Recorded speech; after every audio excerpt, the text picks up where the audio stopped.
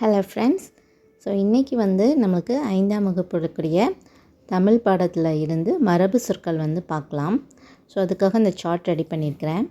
மரபு சொற்கள் அப்படின்னா நம் முன்னோர்கள் எப்பொருளை எச்சொல்லால் எவ்வாறு வழங்கினார்களோ அப்பொருளை அவ்வாறே சொல்லுவது மரபு ஆகும். அப்பொருளை அச்சொல்லால் அவ்வாறே வழங்குவது மரபு.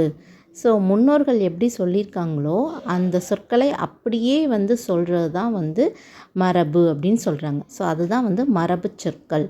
இதில் 3 டைப் இருக்குது. ஒலி மரபு சொற்கள், இளமை பெயர் மரபு சொற்கள், தேர்ட் ஒன் பார்த்திங்கன்னா வினை மரபு சொற்கள். ஸோ இந்த 3 இதுக்குமே கொஞ்சம் கொஞ்சம் எக்ஸாம்பிள்ஸ் கொடுத்துருக்கோம். அது என்னங்கிறதையும் நான் சொல்கிறேன்.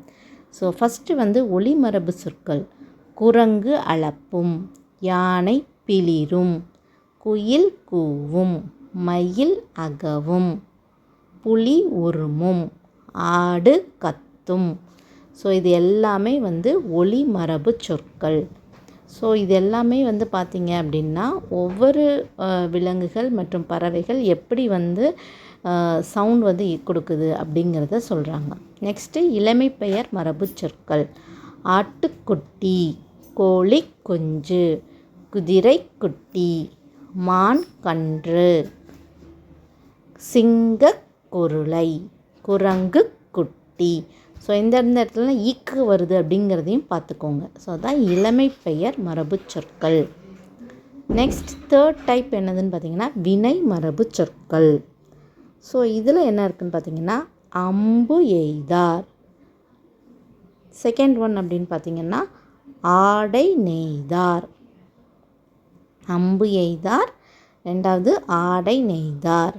நெக்ஸ்ட்டு பூ பறித்தாள், நீர் குடித்தான், பால் பருகினான், சோறு உண்டான். ஸோ இது எல்லாமே என்னது வினை மரபு சொற்கள். அதாவது ஒருத்தங்க என்ன பண்ணுறாங்க அப்படிங்கிறத எக்ஸ்பிளைன் பண்ணுறது தான் என்னது வினை மரபு சொற்கள். ஸோ இளமை பெயர் மரபு சொற்கள்னால் அந்த விலங்குகள் இல்லாட்டா பறவைகளோட சின்ன கன்றுகள் இருக்கும்ல, ஸோ அதை பற்றி சொல்கிறது. ஸோ ஒலி மரபு சொற்கள்னால் எப்படி குரங்குகள், விலங்குகள், பறவைகள் எப்படி ஒலி எழுப்புது அப்படிங்கிறத சொல்கிறது தான் ஒலி மரபு சொற்கள். ஸோ இந்த மரபு சொற்களில் இருக்கிற இந்த 3 டைப்ஸையும் நீங்கள் நல்லா படிச்சுக்கோங்க. ஸோ அந்த 3 டைப்ஸில் இருந்தே உங்களுக்கு தெரியும் இது என்னென்ன டைப் ஆஃப் மரபு சொற்கள் அப்படின்னு சொல்லிட்டு. அதாவது சவுண்டு ரிலேட்டடாக வந்துச்சுன்னா அது ஒலி மரபு சொற்கள். ஒரு இதோட யங் ஒன்ஸ் பற்றி சொன்னாங்கன்னா அது இளமை பெயர் மரபு சொற்கள். ஒருத்தங்க என்ன பண்ணுறாங்க அந்த செயல் பற்றி சொல்கிறது வினை மரபு சொற்கள். ஸோ இதுதான் ஒரு ஷார்ட் எக்ஸ்ப்ளனேஷன் அபவுட் த மரபு சொற்கள். இதில் உங்களுக்கு ஏதாவது டவுட்ஸ் இருந்துச்சு அப்படின்னா கமெண்ட்ஸில் சொல்லுங்கள். Thank you, friends.